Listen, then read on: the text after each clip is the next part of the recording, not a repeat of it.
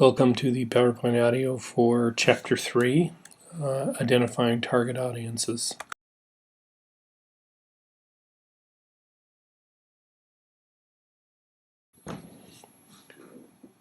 In the last chapter, we talked about the importance of a plan, and one of the components of the plan was a target audience. So this chapter talks about how we actually construct a profile of our target market or audience. And one of the ways that you can do that in social media marketing is it's preceded social media marketing is the development of a persona or kind of a demographic profile or construct of a particular target market. Social media marketing has made it easier because of the plethora of information around consumers and the groups that they congregate in and the discussions they have and so forth.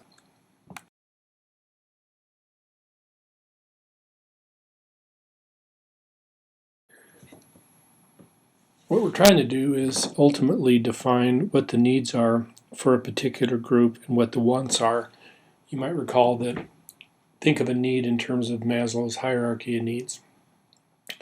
And the most basic of which, if you recall, is physiological or biological needs. So we all need, for example, food. What marketers want you to do is to want their product to satisfy the need. And if products don't satisfy a need satisfactorily over time, then they no longer will be products because they can't compete in the marketplace. So we want to really focus on what people prefer as wants to satisfy needs that are common to different groups. And so again, one of the ways to do this is to develop personas, and we can predict with great accuracy what those different personas want is in order to satisfy their need. The next level up is demand, and those are consumers that want a particular product that actually have the money to actualize that particular want. Example, everybody needs a car. Some people want a Lexus or a Porsche, but they can't afford it. And so Porsche is most interested in those people that need a car, that want a Porsche, and also have the money to actually buy one, as opposed to just people that aspire to it.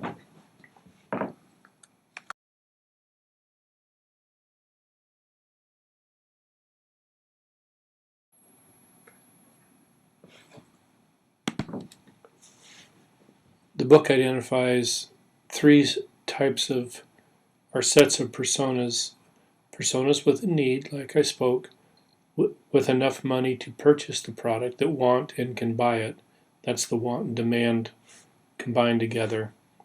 And that beyond that, those that are generally interested in receiving information around the product. And where all those different personas cross or meet is where you have an optimal target market.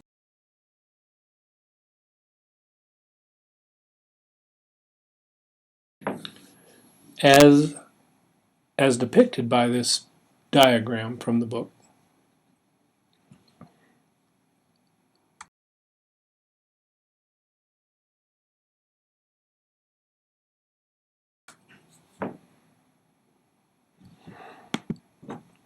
So the book gives a nice example of the process in finding the optimal target market for a particular product by constructing different personas.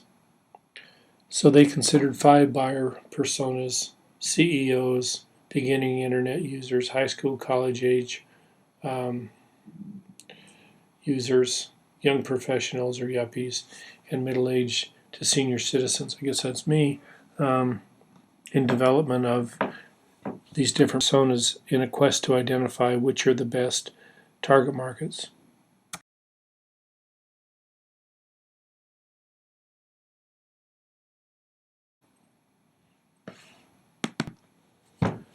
So in this example, we looked at different personas, different groups with a need for online security protection. And we looked at those with a need, those with the money, and those that are interested in learning more about it. We looked at CEOs, yuppies, older, new users, and students. And then at the nexus of all these lies the optimum target market.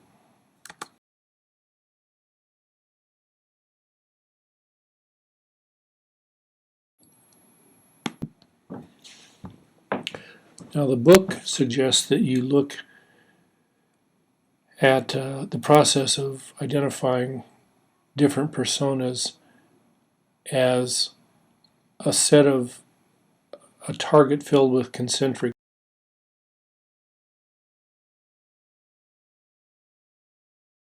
rings. Rings as you see portrayed here.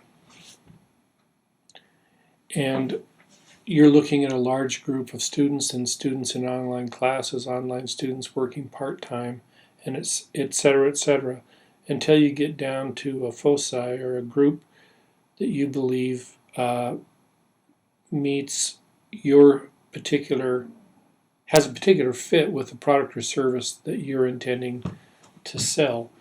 Again, you want to identify the need of a particular group and then make them want your product. You have the money to demand it.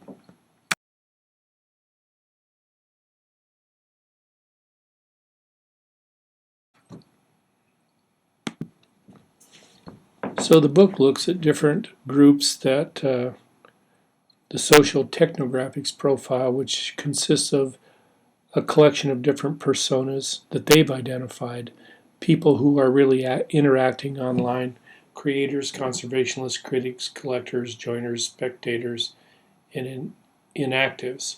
So these are all personas of groups that interact online. The question of which one of these, either singularly or collectively, are the best fit to make the best fit for your particular product or service, and how would that help you construct a promotional program such that they would want and or demand your particular product in meeting their need.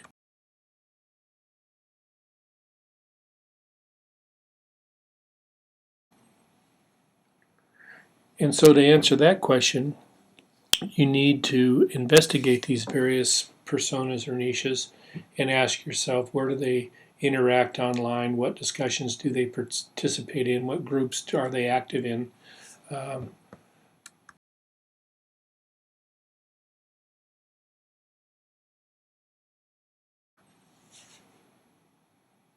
What blogs do they read? Are there any individuals that are particularly identifiable as far as influencing these various personas?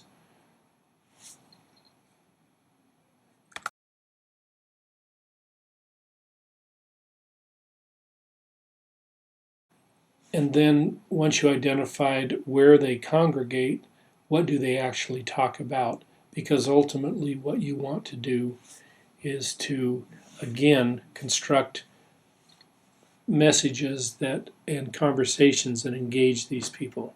So